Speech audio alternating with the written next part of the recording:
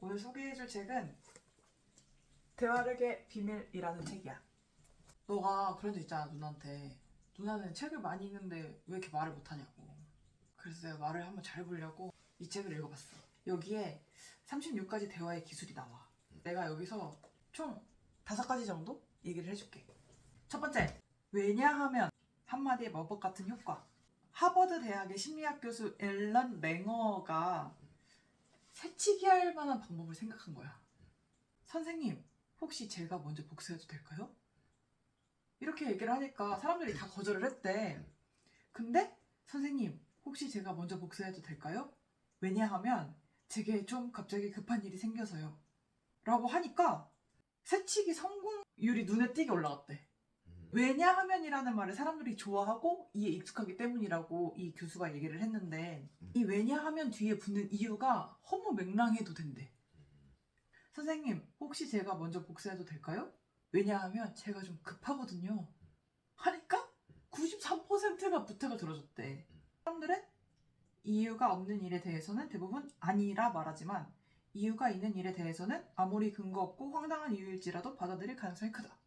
뭔가 네가 급하거나 부탁을 해야 되는 상황이 되면 왜냐하면 이라는 말을 꼭 해봐. 두 번째, 부가 의문문이 붙으면 상냥해진대. 사람들 사이에서 말투 때문에 많이 싸워. 내 셔츠 좀 세탁해줘. 남편이 아내에게 말했다. 그러자 아내는 짜증을 내며 말했다. 내가 당신 하인이야? 퇴근하고 바로 집으로 와. 아내가 남편에게 말했다. 그러자 남편이 화내며 말했다. 내가 당신 아들이야? 이 문제를 해결하는 방법은 부가 의문문을 쓰면 돼. 여보, 셔츠 세탁 좀 부탁하고 싶은데 될까요? 여보, 당신이 퇴근하고 바로 왔으면 좋겠는데 어때요? 이러면 부부관계는 금세 좋아진다. 좋네. 좋지? 엄마랑 누나랑 해봐. 어? 그거 써먹어야지. 부가 의문 없는 명령적 언어는 딱딱하고 정이 없어 보인다. 이런 말은 명령을 내리는 느낌이 강조되며 상대방은 어쩔 수 없이 받아들여야 할 것 같은 느낌을 받는다. 그러면 상대방의 마음속에는 자연스레 내가 왜? 어째서? 안 해! 와 같은 반항심이 생긴다. 반면에 간단한 부가 의문문이 추가되면 문장 전체는 두 사람이 같은 위치에서 함께 상의하는 분위기를 띠게 되고 상대방의 반항 심리는 눈에 띄게 작아진다. 지시는 한순간의 부탁으로 상대방이 쉽게 받아들일 수 있게 바뀐다. 이것이 바로 부가 의문문의 매력이다. 세 번째, 상대방을 공감하는 법이 있어. 상위 분류, 하위 분류, 횡적 분류. 상위 분류는 더 큰 범주. 이를테면 교통수단. 그 밑에 하위 분류는 배, 자동차, 비행기 이런 식으로 되는 거야. 근데 그게 횡적 분류야. 그 횡적 분류에 있는 하나의 카테고리가 또 하위 분류로 내려가면 자동차. 그러면 승용차, 화물차 이런 식으로 분류가 나뉘는 거지. 사람들은 이 하위 분류에서 보통 다툼이 일어나. 우리 자동차를 한 대 사자. 무슨 차 사고 싶어? 제네시스. 너 제네시스 사고 싶잖아. 나는 포르쉐. 의견이 충돌이 되잖아. 그럼 상위 분류로 가면 돼. 그럼 공감대가 형성돼. 상위 분류 뭐야? 자동차잖아.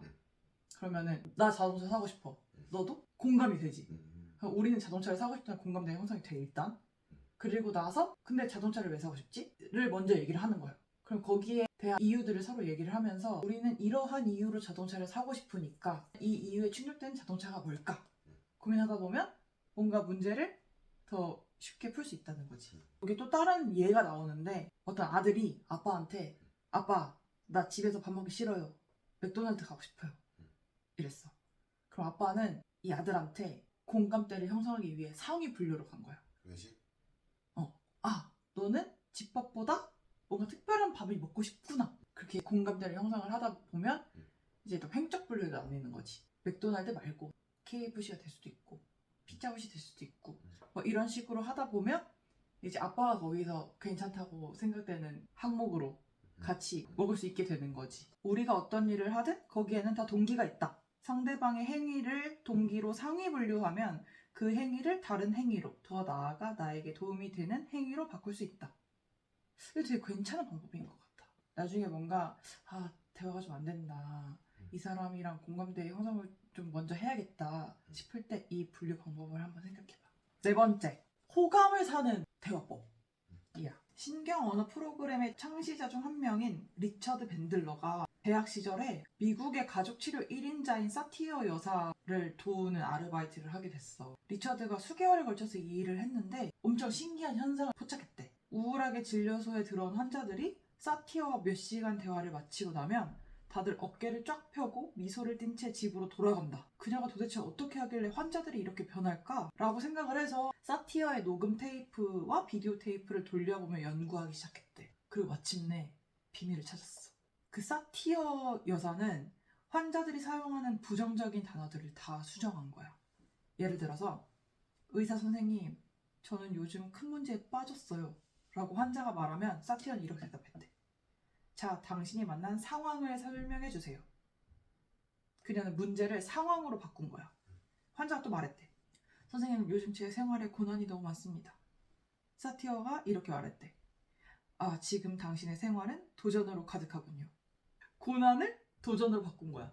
이 방법은 언어의 재구성 또는 새로운 정의로 불린다. 새로운 정의란 뜻은 비슷하지만 개념은 다른 새로운 단어로 원래의 문장 속에 있는 중요한 어휘를 대체해버리는 것을 말한다. 바로 이런 식이다. 문제를 상황으로, 고난을 도전으로, 어렵다를 쉽지 않다, 안 된다를 아직 방법을 찾지 못했다. 몇몇 단어만 바꿨을 뿐이지만 문장이 담고 있는 부정적인 내용이 긍정적인 내용으로 바뀐다. 나에겐 고난이 있는 것이 아니라 도전해야 할 것이 있는 것이고 돌파하기 난감한 인생이 아니라 그저 좀 쉽지 않은 인생인 것이다. 그리고 그 인생을 변화시키는 건 불가능한 것이 아니라 단지 아직 방법을 찾지 못했을 뿐이다. 새로운 정의를 배운 우리는 부정적인 단어를 듣거나 말하고 싶을 때 이를 긍정적인 단어로 바꿀 수 있다. 순간적으로 긍정적인 단어가 떠오르지 않을 때는 부정사를 지닌 긍정적인 말로 부정적인 단어를 대체할 수 있다. 어렵다를 쉽지 않다로 대체할 수 있고 기분이 나쁘다를 기분이 좋지 않다로 대체할 수 있다. 우리의 뇌는 부정사를 분별할 줄 모른다. 쉽지 않다와 기분이 좋지 않다가 뇌 속에 남기는 인상은 쉽다와 기분이 좋다이며 이는 어렵다와 기분이 나쁘다가 주는 느낌과 완전히 다르다. 천국과 지옥의 차이는 마음먹기에 달렸다는 말처럼 표현만 살짝 바꿈으로써 부정적인 말로 인해 늪에 빠진 사람을 순식간에 다른 곳으로 인도할 수 있다. 당신이 이 기술을 자주 사용하면 주변 사람들은 당신과 대화하고 싶어 할 것이고 자연스레 인맥이 넓어질 것이다. 그러면 기회가 늘어나고 삶도 더 윤택해진다. 그 마지막, 어디든 숨어있는 긍정적인 동기 찾기. 한 강의에서 행위 뒤에는 반드시 긍정적인 동기가 있다라는 주제의 강의가 끝나자 어떤 사람의 아버지가 술만 마시면 물건들을 막 던지면서 온 집안을 난장판으로 만든대. 그래서 그 사람이 아버지 집에 가정부로부터 전화가 올까봐 하루하루 마음을 졸이며 산대. 이 아버지의 행동에 긍정적인 동기가 뭐가 있을 것 같아? 던져서 깨면은 술 마시고. 그치. 충격적인 뭔지 알아? 뭔데? 그러면 자식들이 집으로 찾아와. 천재다. 진짜. 아버지가 그러니까 혼자 살아. 어머니를 일찍 여의고 혼자 사는데 한 번은 술을 엄청 먹고 실수로 TV를 부신 거야. 그러니까 이제 가정부가 자녀분들에게 전화를 해서 자녀분들이 급하게 집으로 찾아왔지. 근데 이제 그게 아버지의 잠재 의식 속에 박혀 있는 거야. 그래서 이제 술만 마시면 아버지 의도하진 않았는데 나도 모르게 물건을 이렇게 부신 거지. 그래서 그 수강생은 이를 깨닫고 집에 가자마자 가족 회의를 열어서 형제들이 돌아가며 아버지를 찾아뵙는 시간을 정했다. 그 이후로 아버지는 여전히 술을 마셨지만 물건을 부수는 일은 하지 않았다. 그러니까 어쨌든 긍정적인 그 동기가 채워지니까 굳이 그런 행동을 하지 않으신 거지. 이 이야기를 통해 모든 행위의 배후에는 반드시 긍정적 동기가 있다는 사실을 우린 알 수 있다. 사람들은 긍정적 동기를 충족시키기 위해 각종 수단을 사용한다. 긍정적인 행위로 동기가 충족되지 않다면 그들은 부정적인 행위로 이를 표출하기 시작한다. 따라서 부정적인 행위를 바꾸고 싶다면 우리는 또 다른 행위로 그의 긍정적 동기를 충족시켜야 한다. 긍정적 동기가 충족되면 기존의 부정적 행위는 자연스레 달라진다. 내가 누군가를 이해하려고 할 때 와 진짜 이해 안 되는 행동을 하는 사람들이 있잖아. 그러면 저 사람이 저 행동을 함으로써 얻을 수 있는 긍정적인 것은 무엇일까를 생각해보면 조금 이해하기가 수월해지는 것 같기도 해. 좋네. 그렇지? 이 책 내용 아주 좋아. 누군가의 어떤 행위를 무조건 좋아하지 않아도 된다.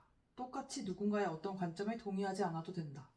하지만 만약 당신이 그의 긍정적 동기를 보려고 노력한다면 그의 행동과 관점을 받아들이고 지금보다 원활하게 그와 소통할 수 있다.